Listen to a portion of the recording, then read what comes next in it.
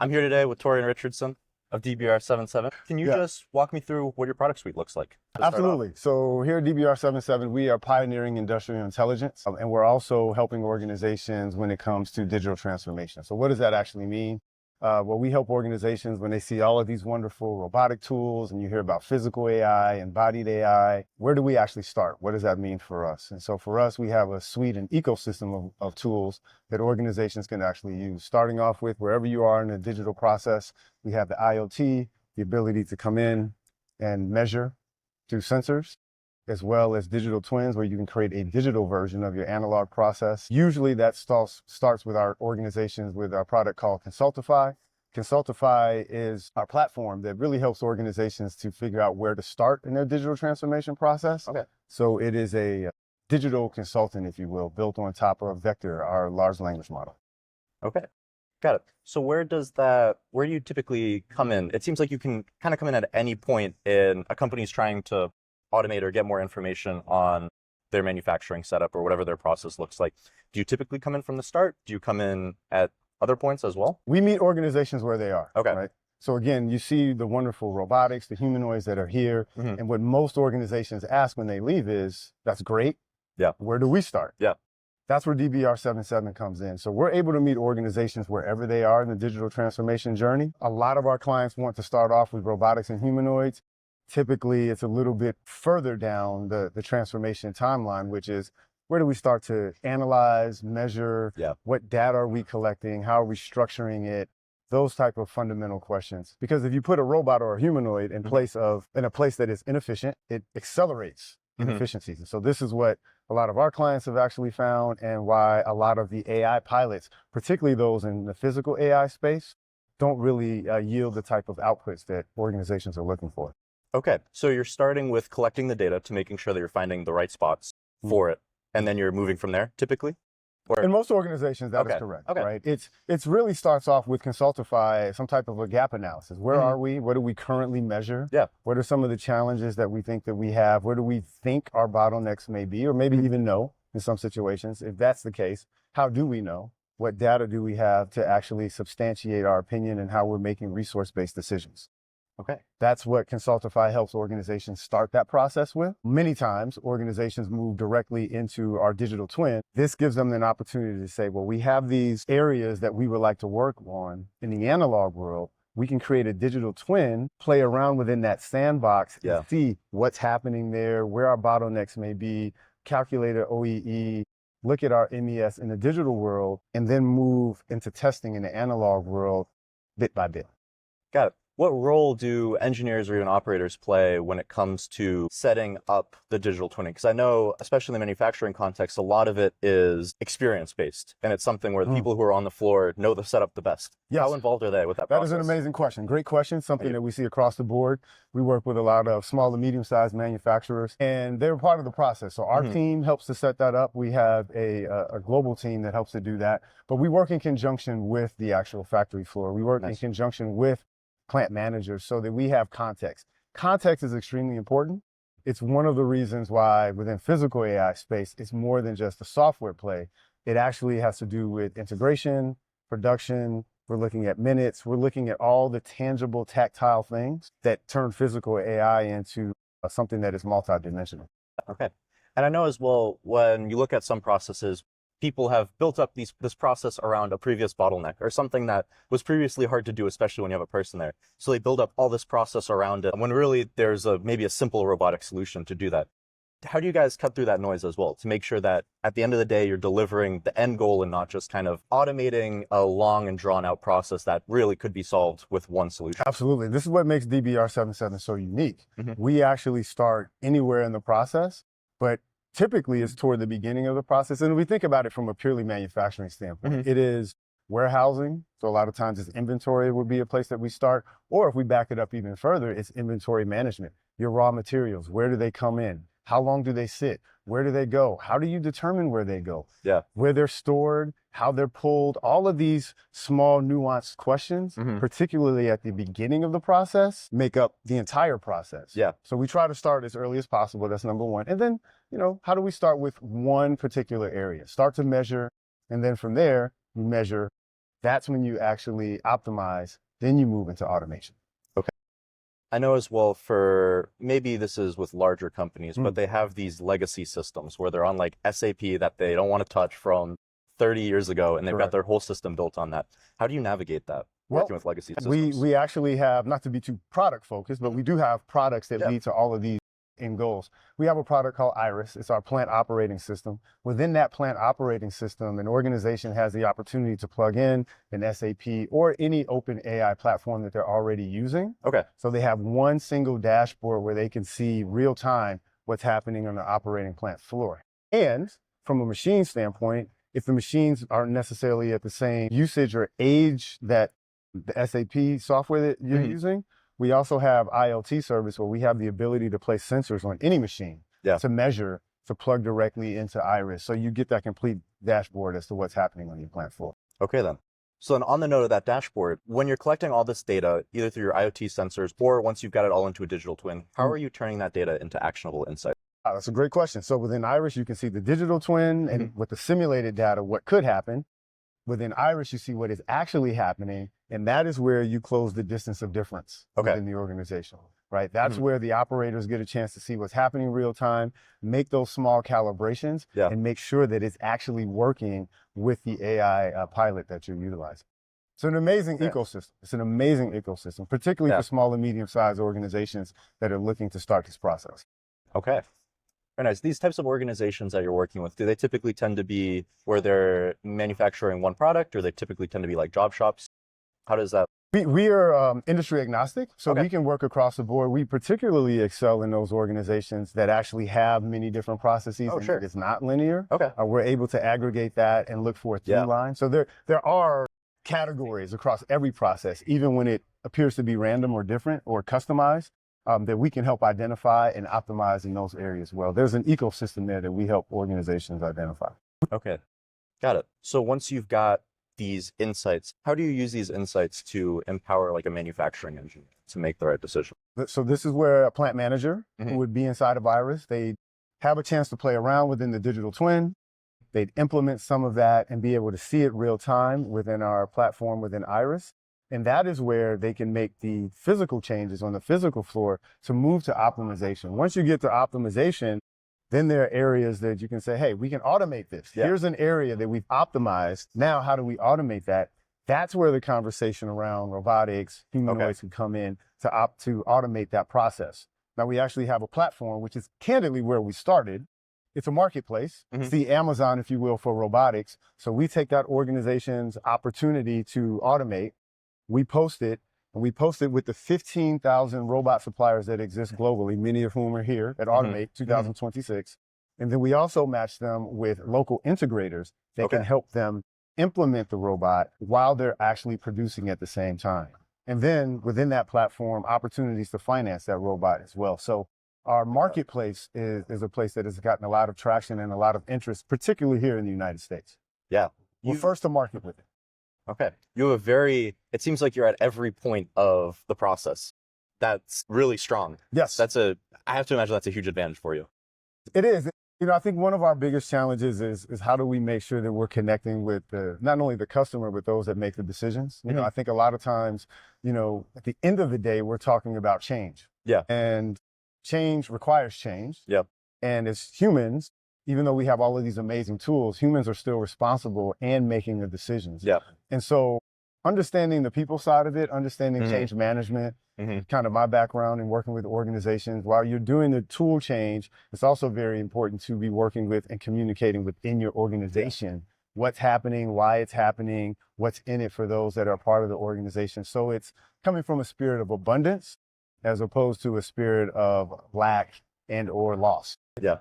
How much of that communication do you do on your side of making sure that people who are looking out for their people aren't terrified that they're going to have to cut a bunch of people? Well, we work in tandem with organizations that we work with. And so part of our rollout when organizations work with Consultify it is a people strategy as well as a tool strategy. So they're in parallel at the same time. Messaging, awareness and education internally. How does that fit into kind of the larger marketing that's being had when we talk about physical AI?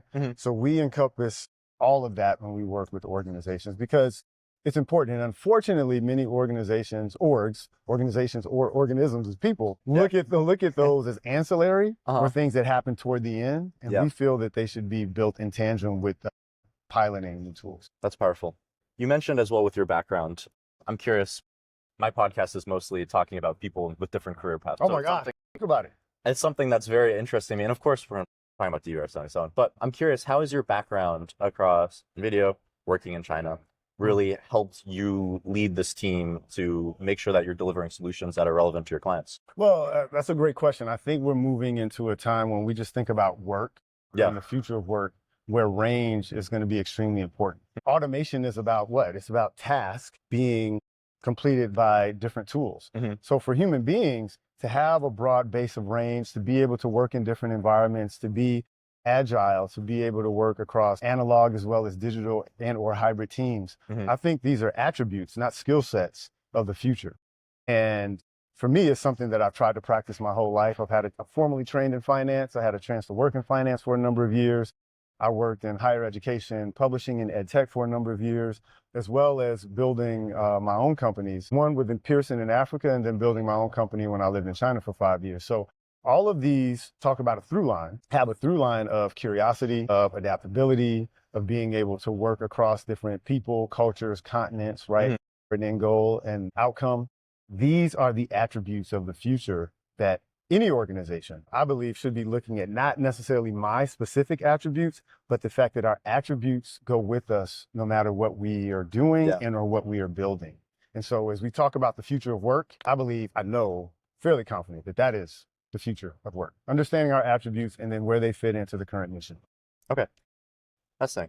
How do you communicate that with people? Just the way I just did. Just of course. Just encourage agency. It's a word, human agency. Is extremely important, and it's something that I talk a lot about. It starts with the mental models that we have, even the opportunity that's in front of us right now. Yeah. This is the opportunity of a lifetime for anyone who can hear my voice. If you have an entrepreneurial spirit, if you have things that you're interested in, now is the time to be curious enough to dig into them. Because I truly feel and see in what we do with DBR77 or even other organizations that I advise or have invested in, that it's becoming more equitable to take products and ideas to market, to be creative. What it took to create software, to create certain things, a lot of those constraints have shifted. Yeah.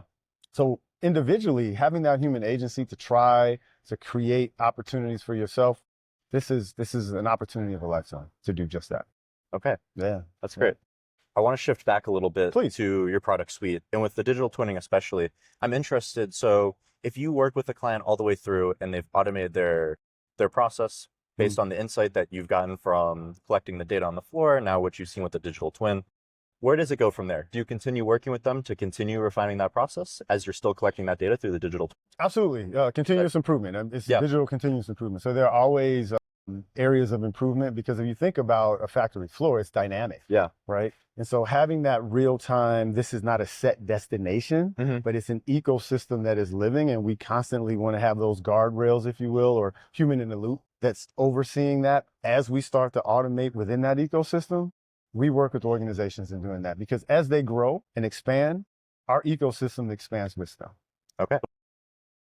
That's very nice. Well, I'm actually curious as well, because you mentioned that you had an idea for some sort of podcast related thing for your organization. Yeah. So when it comes to this place is huge right now. The conference that we're at, there are a million different companies, and digital twinning is something that's hot right now. So how are you standing out from your competitors? And then how are you promoting what your services look like in a kind of a loud and confusing space right now? Well, we lead with, one, we're pathfinders. So pathfinding meaning there isn't a path. So we walk with our customers and our clients in creating a path specifically for them. We pride ourselves on saying we don't necessarily have the answer for you, because we don't know or have context for you, but we have tools to meet you where you are so you can solve the problems that you actually have as an organization. And then how do we take these large marketing messages that for many are exciting but become noise and turn them down into signal for what's happening for you and the challenges that you want to overcome within your organization? That's one way. Number two is we don't see it in silos, so we understand that this is all an ecosystem, right? And unfortunately, in the legacy way in which things have been approached, it's been what's in it for us, and here's the product or service that we have. What we understand is is that, and this is our marketplace, that once you've identified opportunities for advancement, you need other partners, robotic partners, integration partners, finance partners, those that have seen similar problems to help build this out. Is why our approach is so unique, maybe a little less loud than others, but when you look at the end result and our ability to be able to deliver, that's where the rubber starts to meet the road with DBR77. Yeah. And it seems like you're staying very practical, which is good too. Yes. I've seen a lot of places where humanoids are trying to be applied, and it simply doesn't make sense sometimes, right? But it really seems like you guys are taking it from the human side first, making sure that whatever you're doing actually makes sense for the end client. You're cutting past the noise. Absolutely, because one of the things that we understand as Pathfinders is that, operationally, this has to make sense and work for the organization that's trying to solve that issue. And so our approach with everything is that of an operator, those who have been there, who have actually worked in the plant. So holistically, from a comprehensive standpoint, understanding a lot of the things that are happening. And that's really important because when we solve or help an organization get to one point, then the question starts to expand. Well, what does that mean in HR? What does it mean in finance? Mean for CapEx, OpEx, etc. So holistically looking at it and having a holistic approach usually leads to more holistic outcomes. That sounds great. So you mentioned that you spent 5 years in China, and I noticed as well that you got a degree from Tsinghua University. Tsinghua, yes. What led you there? To China.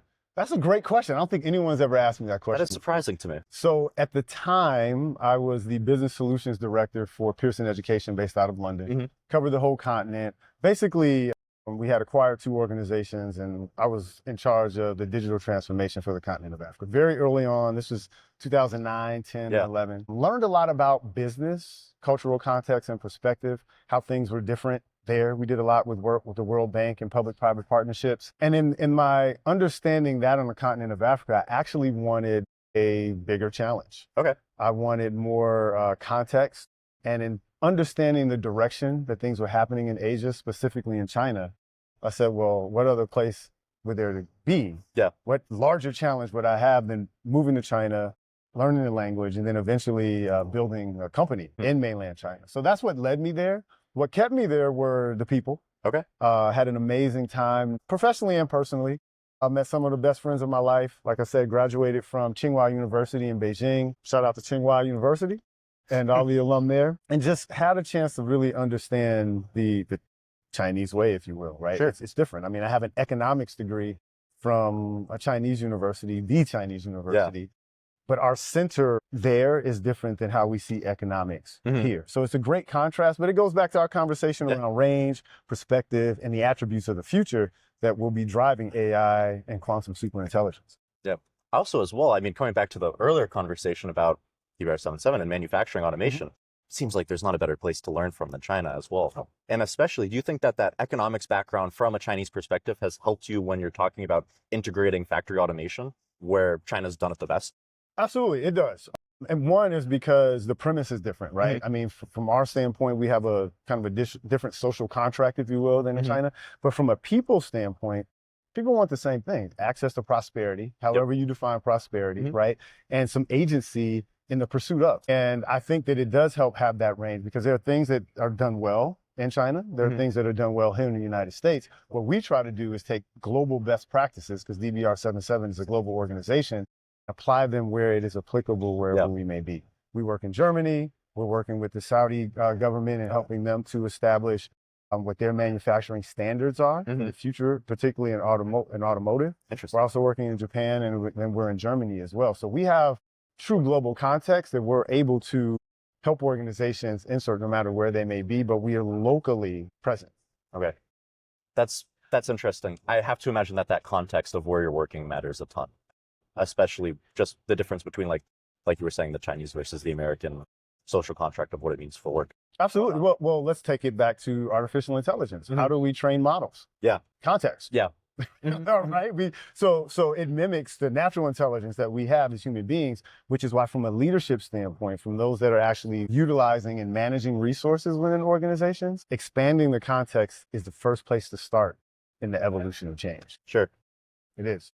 Okay. And that's a hard, maybe sometimes thing to digest, but it does start there. How are we framing this moment and opportunity from a business standpoint? Whether we understand it or not is irrelevant. It's how we're processing the opportunity.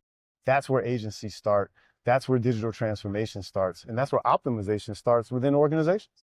And I appreciate as well, like your product suite going back to the first step where it's collecting that data, Yes. where it's something where the data and the context around that is huge. And that's the most important part. So I appreciate that just as somebody who's like an appreciator of tech and your work, getting the data to make sure that you're actually making the right decisions and that you're not just kind of going with what looks flashy. Yes. And making the right decisions for you. Yes. In your organization yes. and the challenge. And that's the thing. It's not broad. We have everything for everyone all the time. It's listening. It's understanding and building in parallel that you have analog as well as digital. You also have people as well as the tools. These are things that are happening in parallel. That is our approach. And then meeting an organization where they are.